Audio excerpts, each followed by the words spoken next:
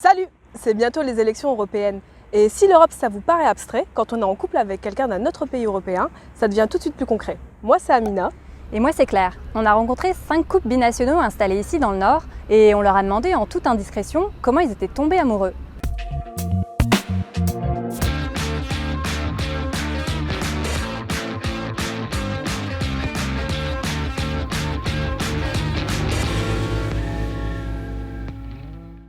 Je suis arrivée d'une manière très classique pour les études, dans le cadre d'un programme Erasmus. J'étais tellement bouleversée par cette année à Paris que j'avais qu'une seule chose en tête, c'est comment revenir. À 23 ans, j'ai décidé quand même d'aller en Occident. Je voyais beaucoup de collègues qui partaient en Allemagne, en Belgique, comme fille au père. C'était une solution pour nous, les Roumaines. La Roumanie ne faisait pas partie de l'Europe à l'époque, mais voilà, on avait un espoir quand même de voyager après la Révolution. On travaillait tous les deux dans la même entreprise en Angleterre, dans une multinationale américaine, et en fait on a fait connaissance comme ça.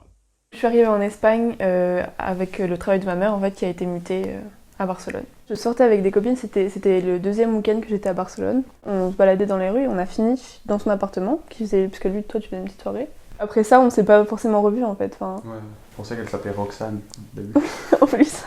Alors nous, on s'est rencontrés dans un bar à Paris. Moi, j'y étais avec une copine allemande. Il y avait un gars qui est venu nous voir en parlant genre Achtung, Achtung, baratinant des choses en allemand. Seid ihr Deutsch?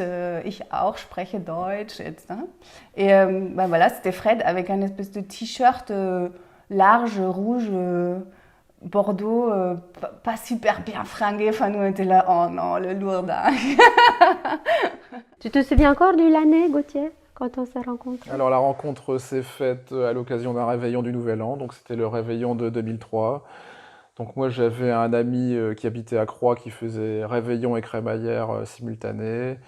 Ça a été l'occasion d'inviter d'autres amis qui étaient partis travailler sur Paris, qui ramenaient des connaissances. Notamment dont des Claudia, jeunes filles dont Claudia, célibataires. Et c'était à cette occasion que j'ai rencontré Claudia. Ouais. S'aimer quand on vient de pays différents, c'est beau, mais comment on fait pour choisir dans quel pays on s'installe? On dit que voilà, Juliette, elle est 100% française et 100% turque. Donc je trouvais ça très important qu'elle ait cette identité turque aussi qui existe chez elle. Et le mieux pour ça, c'est d'habiter le pays.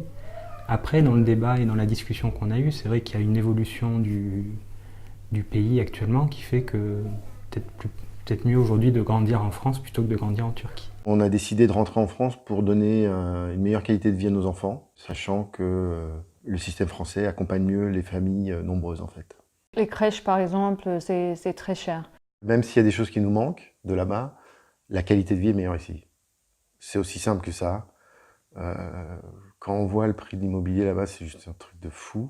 Habiter en Roumanie ne me dérangerait pas du tout, hein, d'autant que Claudia est originaire de Sibiu, qui est en Transylvanie, donc c'est quand même un paysage montagneux, la forêt, le relief, les montagnes, donc c'est vraiment une région qui est très agréable. Après, la barrière, c'est de trouver un emploi avec le niveau que je peux avoir dans la langue roumaine. Il y a beaucoup plus de pression sur la fille et la femme d'ailleurs qui se suit en Turquie qu'en France. Et je veux pas que ma fille un jour quand elle fait un bisou à son petit copain dans la rue alors qu'elle est lycéenne, qu'elle a des regards sur elle, des choses comme ça, je veux pas qu'elle vive tout ça. Et je pense que c'est le cas à Istanbul. Ça l'a été, comme je sais que ça va pas dans le bon sens, je pense que ça continue, donc je veux absolument pas qu'elle subisse cette pression. Ça y est, vous avez fait connaissance avec ces 10 Européens. Le prochain épisode sera un peu moins romantique, mais ne manquera pas de piquant. Et oui, on va parler des galères du quotidien quand on est un couple binational. À bientôt sur les haut-parleurs.